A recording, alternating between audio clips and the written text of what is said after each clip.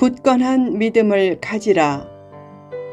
창세기 18장 9절에서 15절 말씀. 이웃 사랑의 축복. 고대 근동 지역에서는 손님 대접하는 삶을 매우 중시했다. 대접하는 삶은 이웃 사랑의 중요성을 일깨워준다. 하나님이 받으시는 예배는 이웃 사랑을 실천하며 드리는 예배다. 신앙과 행동이 일치하는 신행일치의 삶을 보여줄 때 하나님은 참된 축복의 문을 열어주신다.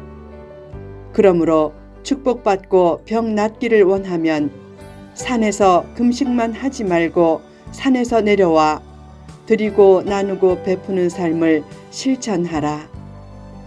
이사야 58장 6절에 이런 말씀이 있다. 내가 기뻐하는 금식은 흉악의 결박을 풀어주며 멍에의 줄을 끌어주며 압제 당하는 자를 자유하게 하며 모든 멍에를 꺾는 것이 아니겠느냐. 어떤 사람은 이 구절을 금식의 중요성을 강조하는 구절로 인용해 이렇게 해석한다. 하나님은 금식을 기뻐합니다. 금식을 하면 흉악의 결박이 풀리고 병에서 자유를 얻습니다. 그런 해석은 문맥과는 동떨어진 해석이다. 이사야 당시에 복을 얻기 위한 기복적이고 형식적인 금식이 성행했다. 그러나 하나님이 기뻐하시는 금식은 이웃에게 자유를 주고 배고픈 자에게 먹을 것을 나눠주며 벗은 자에게 입을 것을 입혀주고 도울 일이 있으면 숨지 말고 도우면서 금식하는 것이다. 그런 삶이 수반된 예배가 하나님이 받으실 만한 예배다. 결국 이사야 58장 6절 말씀은 금식의 축복을 강조한 말씀이 아닌 형식적인 금식의 저주와 이웃사랑의 축복을 강조한 말씀이다. 미국 스포츠 역사상 가장 인기 있는 농구 선수였던 마이클 조던은 선한 일도 많이 했다. 어느 해에는 자기 연봉을 가난한 사람들을 위해 다 내놓았다. 사람은 대개 있으면 더 있기를 원하고 가졌으면 더 가지려고 한다. 왜 거지가 부자 동네로는 안 가는가? 가장 못 얻어먹기 때문이다. 담장이 높고 큰 개가 있으니까 부잣집 앞에서는 거의 얻지 못한다. 오히려 가난한 곳으로 가야 더 얻어먹을 수 있다. 부자지만 마음의 부자가 아닌 사람이 많다. 현대의 큰 사회적 문제는 가난의 문제가 아닌 탐심의 문제다. 다 같이 가난하면 오히려 문제는 적게 일어난다. 탐심으로 나눔이 없어 생기는 빈부격차가 큰 문제를 낳는다. 남들은 잘 사는데 나만 다리 밑에서 비천하게 산다면 그 비참함이 클 것이다. 그러나 모두가 비천하게 살면 비참한 심정까지는 되지 않을 것이다. 배가 고플 때는 먹는 문제로 고민하지만 먹는 문제가 해결되면 마음 문제로 고민한다. 절대적 빈곤에서 생기는 고통은 육신의 고통이지만 상대적 빈곤에서 오는 고통은 마음의 고통이다. 절대적 빈곤에서는 육체가 헐벗지만 상대적 빈곤에서는 마음이 헐벗는다. 왜 상대적 빈곤 문제가 생기는가? 자기와 자기 주변만 생각하는 불행한 삶의 철학 때문이다. 하나님의 뜻대로 은밀하게 나눔을 실천하면 빈부를 초월한 절대적 풍요를 얻는다. 부지 중에 한 선한 일도 그냥 없어지거나 잊히지 않는다. 남이 모른다고 나의 은밀한 선행이 그냥 끝나는 것도 아니다. 그 행동을 하나님이 다 보신다. 하나님은 사랑하는 마음을 가지고 이웃에게 주는 물 한 컵도 기억해 주신다. 지금 벼랑 끝으로 내몰린 사람이 많다. 삶의 환경은 좋아지는데 삶의 풍경은 쓸쓸하게 느껴지는 때다. 이런 때에 낙심한 사람을 위해 자기 호주머니를 비울 줄 아는 사람이 되고 주머니에서 손을 꺼내 누군가의 손을 잡아주는 사람이 되라. 그런 사람을 많이 일으키는 것이 교회의 중요한 책무다.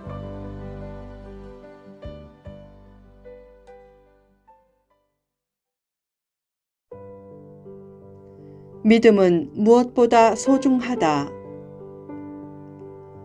창세기 17장에서 하나님이 사라를 통해 아들을 주겠다고 약속하셨을 때 아브라함은 엎드려 웃으며 말했다. 이스마엘이나 하나님 앞에서 잘 살기를 원합니다. 그를 하나님은 책망하지 않고 아들을 주겠다고 또 약속하셨다. 그 후에 아브라함이 하나님과 두 천사를 마물의 상수리 숲을 근처에서 지극정성으로 대접했다. 그 일로 인해 하나님은 다시 약속하셨다. 내년 이맘때 내가 반드시 내게로 돌아오리니 내 아내 사라에게 아들이 있으리라. 그 약속을 장막문에서 듣고 경수가 끊어진 사라가 속으로 웃으며 말했다. 내가 노쇠하였고 내 주인도 늙었으니 내게 무슨 즐거움이 있으리요. 아브라함도 아들 약속을 받았을 때 웃은 것처럼 사라도 똑같이 웃었다. 그런데 아브라함에게는 아무 질책도 하지 않고 오히려 약속을 한 번 더 확약하신 하나님이 사라가 웃었을 때는 질책성 말씀을 하셨다. 왜 그런가? 둘의 웃음이 본질적으로 달랐기 때문이다. 성경 문맥을 종합적으로 살펴볼 때 아브라함의 웃음은 하나님에 대한 신뢰를 바탕으로 나온 웃음이었고 사라의 웃음은 하나님을 불신하는 가운데서 나온 웃음으로 여겨진다. 이 장면은 믿음의 바탕이 있는 삶의 중요성을 깨닫게 한다. 사람은 다 연약하다. 믿음이 좋아도 일이 뜻대로 풀리지 않으면 회의가 생기고 이성을 초월하는 일은 쉽게 믿어지지 않는다. 그래도 존재의 밑바탕에 하나님의 인격에 대한 기본적인 믿음이 투철하면 하나님은 그 믿음을 무엇보다 소중히 여기신다. 굳건한 믿음을 가지라. 마가복음 9장 23절에서 예수님은 말씀했다. 할 수 있거든이 무슨 말이냐? 믿는 자에게는 능히 하지 못할 일이 없느니라. 믿음은 모든 것을 가능하게 하지만 의심과 불신은 모든 것을 망친다. 믿음으로 살아도 모든 삶이 순탄하게 펼쳐지지는 않는다. 나무에 죽은 가지의 밑동 흔적인 옹이가 있듯이 각 사람에게도 상처의 흔적인 인생 옹이가 있다. 옹이는 나무의 가치를 떨어뜨리기에 옹이가 덜 생기도록 미리 가지치기를 하듯이 하나님은 인생 옹이를 제거하는 가지치기로서 시련을 허락하시기도 한다. 옹이가 있는 나무도 때가 되면 꽃을 피우고 그 후 꽃이 진 자리에 탐스런 열매가 맺힌다. 시련의 가지치기를 두려워하지 말라. 또한 인생 옹이가 있어도 계속 있어야 할 자리에 있으면서 열매 맺는 삶을 사는 것이 믿음의 삶이다.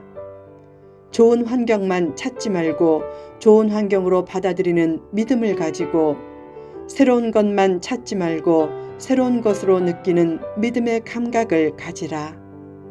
믿음으로 살면 늘 하던 일과 늘 가던 길과 늘 보던 사람이 다 새롭게 느껴질 수 있다. 믿음으로 살면 노년에도 청년처럼 살 수 있다.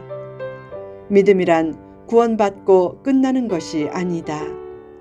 믿음의 중요한 내용 중 하나는 새로운 세계에 도전해서 축복 영역을 넓히는 것이다. 큰 비전을 가지고 믿음으로 나아가면 기적을 체험할 수 있다. 갈라디아서 3장 9절에는 이런 말씀이 있다. 그러므로 믿음으로 말미암은 자는 믿음이 있는 아브라함과 함께 복을 받느니라. 아브라함은 바랄 수 없는 중에 바라고 믿었다.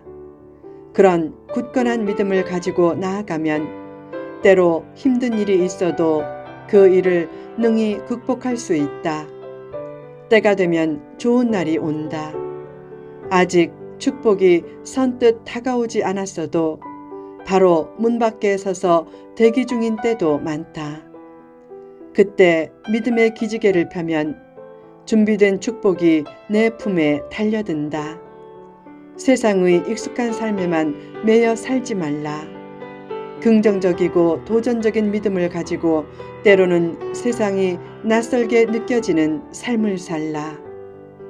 익숙했던 삶의 관성대로 살면 한탄이 많아지지만 믿음으로 도전하며 살면 찬탄이 많아진다. 편안한 자리에서 안주하지 말라. 새로운 사람을 만나고 새로운 것을 느낄 때 사람은 점차 성숙해진다. 익숙한 세계에 사로잡혀 살면 미숙함을 떨치지 못하고 익숙한 세계를 탈피하려고 하면 성숙함으로 나아갈 수 있다.